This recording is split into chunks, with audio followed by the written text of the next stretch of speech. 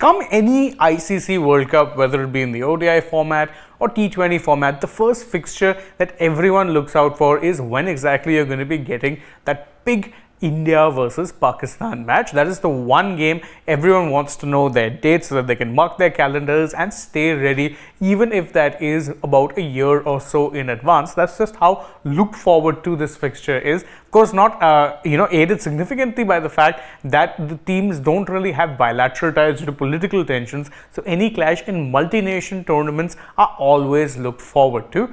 However, this time around, whilst we know that the India-Pakistan match for the ODI World Cup will be taking place at Ahmedabad on October 14, although there was a bit of a run around there getting confirmation for both the venue as well as the date because it was changed. Well, now we know when exactly it is that the India versus Pakistan T20 World Cup match for 2024 will be taking place as well. The date the dates, in fact the schedule for the entire World Cup have now been announced, but now we also know the exact venue that the match will be taking place in. And in this video, what we're going to do is discuss not only the venue in terms of the city area and why it's important, but more importantly the stadium and why it could represent a bit of a breakthrough, not just for cricket as a whole, but mainly, most importantly, cricket in the United States.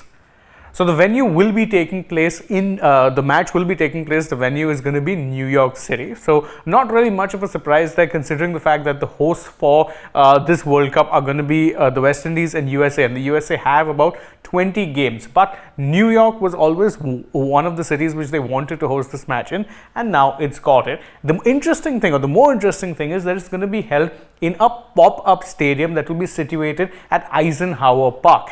This is the more interesting thing because, of course, a pop-up stadium might be a concept that's a little alien to cricket fans who are used to seeing iconic stadiums the world over, or wherever it is that the sport of cricket is played, play host to some of the best matches that you have seen over the years. You know, or you can recall very instantly iconic locations based on both the exterior as well as what the ground looks like inside. But a pop-up stadium, so what exactly is the reason that they're pursuing a pop-up stadium, and is it something that could be viable, or is it something that is just being seen as a hastily cobbled together solution? Well, let's first address why exactly it is they're having it in a pop-up stadium in the first place. For one, you have to remember that America does actually lack proper cricketing facilities. They don't really have that much in the way of stadiums, and in fact, if you go by the number of places that have stadiums, there's really only 2 states that properly have a cricket stadium. There is, of course, Dallas, where you'd remember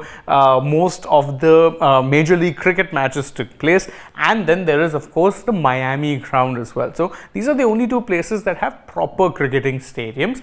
So a pop-up ground is in some ways a bit of a feasible solution when you're looking at developing new venues around the country, because right now, as I said, there's not much in the way of cricketing infrastructure. But if there's going to be 20 matches, you need to distribute the game time around a certain number of venues. Right now, it looks like it will be 3 stadiums that will be getting those 20 matches that will be taking place in America, and the 3rd stadium could very well be this one in New York, which is of course going to be a pop-up stadium. In case you're wondering what exactly that is, it's exactly what it sounds like. It's a stadium that just pops up somewhere, and it's a temporary ground that is meant to be dismantled after, let's say, the sporting events that have taken place there are done with. But wait, you must be wondering, is this something that would be feasible in the world of professional sport? Well, believe it or not, there has already been a similar stadium that has been used for an event even bigger, because the 2022 FIFA World Cup that took place in Qatar actually was,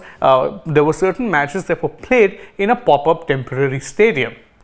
Stadium 974, that is the ground, in case any of you were wondering. This was in fact a ground that played host to a few group stage matches, including the one between Argentina and Poland. Brazil and South Korea played there. Brazil also played there against Ghana. So this ground actually did play host to a few FIFA World Cup matches, and it was built specifically for the 2022 World Cup. Now, obviously, football is a mass sport, so wherever you go, more often than not, you'll get grounds built specifically, but this one was built only for the purpose of the FIFA World Cup, and it was made from shipping containers. So that is why it was also voted very highly when it comes to sustainable grounds, or in terms of its sustainability ranking, because it was made from shipping containers that were in fact recycled. And that's interestingly where it also gets its name from. Stadium 974 was named such for two reasons. One, the entire stadium was built from 974 recycled shipping containers, but, and more importantly, 974 is the international dial code for the country of Qatar, hence why it got its name. Now though, once the World Cup has been done, in fact it's been done for nearly a year at this point, the stadium is set to be dismantled, brought down, and this does in many ways provide a rather interesting solution, you can say, for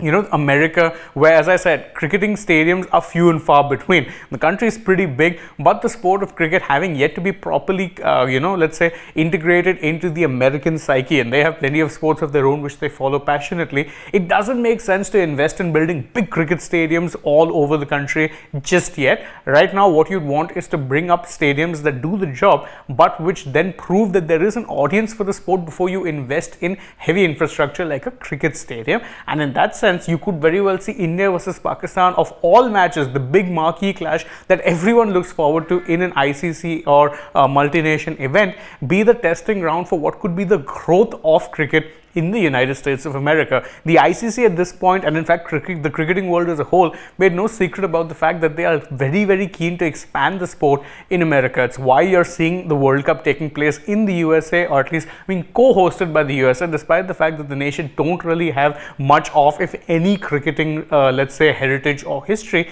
And it's why you also saw a franchise T20 cricket league launched there, which was launched earlier this year. It was called Major League Cricket. You would doubtless remember it. So this actually is a very interesting thing. We are going to be seeing India versus Pakistan take place not in an iconic stadium like recently you'd remember in 2022 it took place at the MCG. It's taken place in other iconic stadiums around the world. This time you're going to be seeing it in a pop-up stadium in New York, but that could very well be where the growth of cricket's future comes from. And I personally am very excited and interested to see how exactly this particular match plays out, not only due to the result, because who doesn't love an India-Pakistan game, but also the venue and the logistics and how it is that it can help the sport of cricket grow. We hope you enjoyed this video, and if you did, you can let us know that in the comments below, and don't forget to like it, share it with your friends, subscribe to the channel if you haven't already, and tap that bell icon so you know when we're going live or uploading a new video.